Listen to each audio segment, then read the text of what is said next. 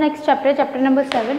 Conservation of plant and animal. Has the name suggested, conservation means preserving or protecting the plants and animal present on the earth. In this chapter we are going to study about different methods and different process by which we can conserve plant and animal, and what are the different things which are organizations, and what are the new projects which are made by the government and other institutions to protect the plants and animal. First, in this chapter we are going to study that anything which are useful for us, which present on the environment and which is useful for us and we can use, that is known as natural resources. Natural resources may be used by the man at time to time. Utilization and exploitation of resources must be also be there in this developing country. In this time of developing, different type of, as the population increases, the demand of resources has been also increasing, by which the already present natural resources are getting slowly they are reducing. So for this we need to conserve the natural resources and the other our environment, so that our future generation can get the material, they can get the same thing which we are, natural resources which we are having. इस chapter में हम ये पढ़ेंगे कि जितने भी हमारे around, जो भी हमारी अर्थ है, हमारे एटमॉस्फेयर में जो भी चीज़ हम यूज़ करते हैं वो क्या कहलाती है, नेचुरल रिसोर्सेज कहलाती है। हमारे आसपास बहुत सारी ऐसी चीज़ें जिन्हें हम यूज़ करते हैं, जैसे रिवर, सन, बहुत सारी ऐसी चीज़ें हैं, कुछ जैसे पेट्रोलियम वगैरह, ये सब नेचुरल रिसोर्सेज है। पेट्रोलियम वगैरह क्या होते हैं कि एक टाइम के बाद, जैसे अगर आप इसको कॉन्स्टेंटली बहुत ज़्यादा यूज़ करते रहते हैं, जैसे जैसे पॉपुलेशन बढ़ती जा रही है, डिमांड जो है नेचुरल रिसोर्सेज की वो बहुत इंक्रीज होती जा रही है, लेकिन नेचुरल रिसोर्सेज ऑलरेडी इन्वायरमेंट में लिमिटेड क्वान्टिटी में प्रेजेंट है। अगर इसको बहुत ज़्यादा यूज़ किया जाएगा, एक्सप्लॉइट किया जाएगा, तो ये एक टाइम पे ख़त्म हो जाएगा। तो इसके लिए हमें ज़रूरत है कि हम इन सब चीज़ों को कंजर्व करके रख सकें, सेव करके रख सकें, बचा के रख सकें, ताकि हमारी फ्यूचर जनरेशन भी इसको यूज़ कर सकें। इसके अकॉर्डिंग सबसे पहले अगर हम जब पढ़ते हैं तो हमारा सबसे पहले आता है डिफॉरेस्टेशन।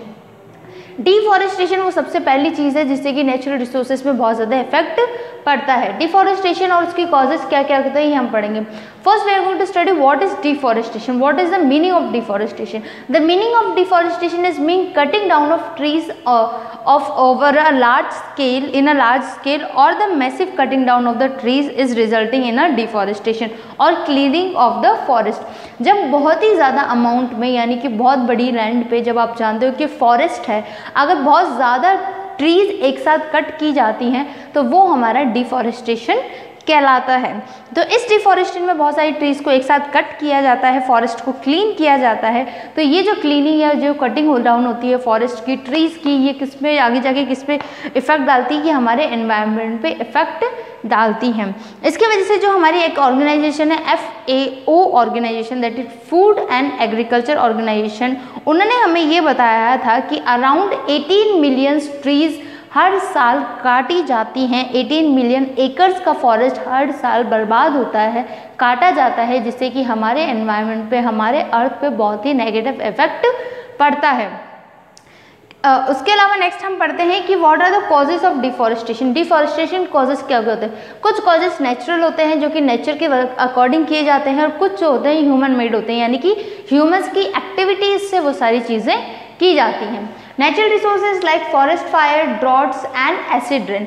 नेचुरल रिसोर्सेज में वो आते हैं, जैसे कि आपने पढ़ा होगा कि अभी हर साल न्यूज़पेपर में आता रहता है कि जो अमेज़न फॉरेस्ट है या फिर जो बड़े बड़े फॉरेस्ट हैं अदर कंट्रीज़ में, उनमें फायर लग जाती है, अपने आप आग लग जाती है। तो वो आग लगने की वजह से, टेम्परेचर बहुत ज़्यादा बढ़ने की वजह से फॉरेस्ट में अपने आप आग लग जाती है, और जब आग लगती है तो बहुत ही ज़्यादा ट्री और फॉरेस्ट बहुत ज़्यादा नष्ट होता है, उसमें रहने वाले वाइल्ड लाइफ और बहुत सारी ज़्यादा के क्या करते हैं, वो डिस्ट्रॉय कर देते हैं सारी चीज़ को, जिसका कि नेगेटिव इफेक्ट पड़ता है अर्थ के ऊपर। उसके अलावा ड्रॉट, काफ़ी टाइम तक सूखा पड़ जाना, अकाल पड़ जाना, मतलब बहुत टाइम तक बारिश नहीं हो रही है, तो उसके वजह से भी प्लांट्स को उनकी रिक्वायर्ड क्वांटिटी में वाटर नहीं मिल पाता, तो वो जो सिचुएशन होती है उसमें ड्रॉट हो जाते हैं, जिसकी वजह से भी बहुत सारे ट्रीज़ का ख़त्म हो जाते हैं। एसिड रेन जो है वो भी नेगेटिव इफेक्ट डालती है एनवायरनमेंट पे, ट्रीज़ पे। Other than that is the human activities. Human activity for urbanization, globalization. Humans क्या करते हैं, अपने बहुत सारी बिल्डिंग अल्ट्रा स्ट्रक्चर बनाने के लिए, अपना इंफ्रास्ट्रक्चर बनाने के लिए, अपनी कंट्री को बहुत सारे डेवलप बनाने के लिए क्या किया जाता है कि बहुत सारे बड़े बड़े फॉरेस्ट जो हैं उनकी ट्रीज को कट किया जाता है, उनको क्लीन किया जाता है, ताकि ह्यूमंस वहाँ पे जाके सेटल हो सकें, बाकी अदर लोग वहाँ पे फैक्ट्रीज, इंडस्ट्रीज और अपना एक सेटअप बना सके। तो इसके लिए बहुत सारे ट्रीज वगैरह को कट किया जाता है।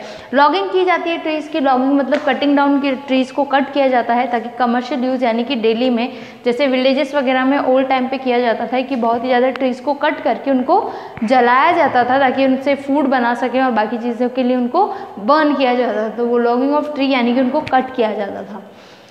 अब नेक्स्ट है हमारा कॉन्सिक्वेंस ऑफ अ डिफॉरेस्टेशन। ये हमने पढ़ लिया डिफॉरेस्टेशन क्या होता है, इसके कॉजेस कौन कौन से होते हैं। अब इस डिफॉरेस्टेशन के रिजल्ट क्या क्या होते हैं, इसका अगर हम कंक्लूजन निकालें तो उसके क्या क्या इफेक्ट होते हैं एनवायरनमेंट पे। सबसे पहले हैबिटेट लॉस। जिस भी जगह पे ट्रीज को बहुत ज़्यादा कट किया जाता है उस जगह पे वहाँ का जो हैबिटेट है, वहाँ की जो वाइल्ड लाइफ है वो पूरी की पूरी क्या करती है, डिस्ट्रॉय हो जाती है, पूरी डिस्टर्ब हो जाती है। 70% अर्थ की स्पीशीज़ जो हैं वो फॉरेस्ट में रहती हैं और जैसे ही फॉरेस्ट कट हो जाता है वो सारी स्पीशीज़ जो हैं वो धीरे धीरे क्या करती है, डिस्ट्रीब्यूट हो जाती है या फिर धीरे धीरे डिस्ट्रॉय हो जाती है। Second thing, change in the soil property and the soil erosion. When you cut the trees in a large number, the property, the soil, the trees makes the soil fertile, but when we cut all the trees, then the fertility of the soil has been reduces slowly, and the layer of a rocky layer has been made there so that the fertility of the soil become very low, or it may converted into a desert form. That process is known as desertification. हम soil erosion की बात करते हैं तो soil erosion जैसे आपने forest हमें पता है ट्रीज जो होती हैं वो सॉइल को बाइंड करके बांध के रखती हैं, उसमें रूट्स होती हैं और उससे नरिशमेंट लेती है। लेकिन बहुत सारी ट्रीज को जब एक एरिया से कट कर दिया जाता है तो वो सॉइल होती है वो लूज हो जाती है और वहाँ पे रॉक्स, लैंड वैसी चीज़ें बनना शुरू हो जाती हैं, जिसके वजह से जो फर्टिलिटी है सॉइल की, जो उसकी उपजाऊ क्षमता है वो पूरी की पूरी ख़त्म हो जाती है धीरे धीरे जाके। और एक टाइम ऐसा आता है कि वो फर्टाइल सॉइल धीरे धीरे डेजर्ट में कन्वर्ट हो जाती है और जो एक फर्टाइल सॉइल धीरे धीरे डेजर्ट में कन्वर्ट होती है उसको डेजर्टिफिकेशन कहते हैं। नेक्स्ट है हमारा ग्लोबल वार्मिंग। हमें पता है कि जो ट्रीज़ होती हैं उनको क्या कहा जाता है, लंग्स भी कहा जाता है अर्थ का, क्योंकि ट्रीज़ ही हैं जो एक्सचेंज ऑफ गैसेस का काम करती है, कार्बन डाइऑक्साइड देने का और ऑक्सीजन देने का और कार्बन डाइऑक्साइड लेने का काम करती है। तो इस तरीके से वो हमारे एनवायरनमेंट को हमेशा उसका टेम्परेचर मेंटेन करके रखती है। अगर ट्रीज़ नहीं होंगी तो जो टेम्परेचर है वो बहुत ही ज़्यादा बढ़ता जाएगा और जैसे ही टेम्परेचर बहुत ज़्यादा बढ़ता जाएगा तो वो क्या क्रिएट करेगा, ग्लोबल वार्मिंग यानी कि increase in the temperature cause करता है, जिससे कि ह्यूमिडिटी, हॉटनेस बहुत ज़्यादा होती जाती है, टेम्परेचर बहुत ज़्यादा बढ़ जाता है। नेक्स्ट होता है फ्लड। फ्लड क्या होता है कि कई टाइम तक मान लीजिए कि डिफॉरेस्टेशन किया जा रहा है तो जो होल्डिंग कैपेसिटी होती है सॉइल की वो ख़त्म हो जाती है और इसके वजह से क्या होता है कि जैसे ही बारिश आती है वो जो वाटर होता है वो क्या करता है, सरफेस पे ना रुक के वो वहाँ पे बहना शुरू हो जाता है, सरफेस उसको एब्जॉर्ब नहीं करता और फ्लड उसका रिजल्ट होता है, फ्लड में कन्वर्ट हो जाता है। हमें पता है ट्रीज़ को अगर आपने बहुत ज़्यादा कट कर दिया, ट्रीज़ में क्या होती है, जैसे कि प्लांट होता है तो जैसे ही पानी आप उस पर डालते हो तो सॉइल उसको एब्जॉर्ब कर लेती है, ट्री की रूट्स उस वाटर को एब्जॉर्ब कर लेती है। लेकिन अगर ट्रीज़ ही नहीं होंगे तो आप एक सॉइल पे कितना भी पानी डालोगे तो वो सॉइल उस पानी को ज़्यादा नहीं सोखती, उसको एब्जॉर्ब नहीं करती, तो वो वाटर जो है वो फ्लो होता रहता है और इसकी वजह से फ्लड क्रिएट होते हैं।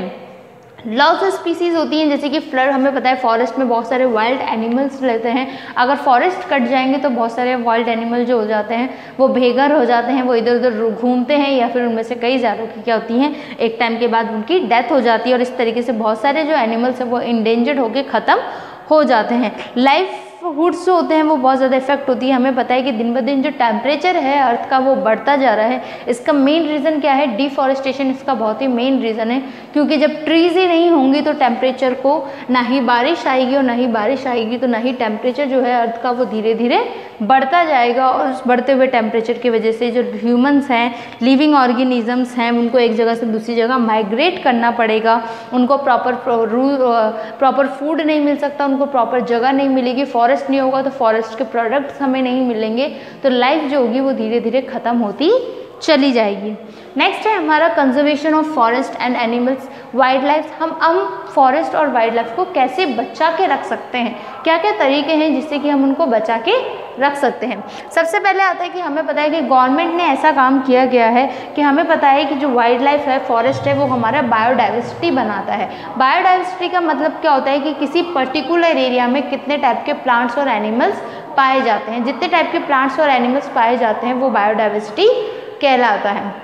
तो ये बायोडाइवर्सिटी जो है उसको प्रिजर्व करने के लिए, उसको बचाने के लिए हमें बहुत सारे स्टेप्स उठाने पड़ेंगे। इसी के लिए गवर्नमेंट ने क्या किया गया है, कुछ एक्ट्स इंट्रोड्यूस किए हैं, कुछ एक्ट्स बनाए हैं जिससे कि प्लांट्स और एनिमल्स, वाइल्ड लाइफ को हम प्रोटेक्ट कर सकते हैं। 1972 में वाइल्ड लाइफ प्रोटेक्शन एक्ट बनाया गया था, जिसमें कि गवर्नमेंट ने ये बताया था कि हम कुछ एरियाज़ को प्रोटेक्ट करेंगे, कुछ एरिया को कंजर्व कर देंगे प्लांट्स और एनिमल्स के लिए, जहाँ पे किसी भी आउटर पर्सन का जाना रेस्ट्रिक्टेड होगा, वहाँ पे किसी को भी अलाउ नहीं किया जाएगा, सिर्फ एनिमल्स और प्लांट्स ही वहाँ पे रहेंगे, उनकी ही ग्रोथ वहाँ पे की जाएंगी। ऐसे इसके लिए उन्होंने 3 प्रोटेक्टेड एरियाज कन्वर्ट किए गए, national park, wild life sanctuary and biosphere reserve. National park, wild life sanctuary, biosphere reserve, ये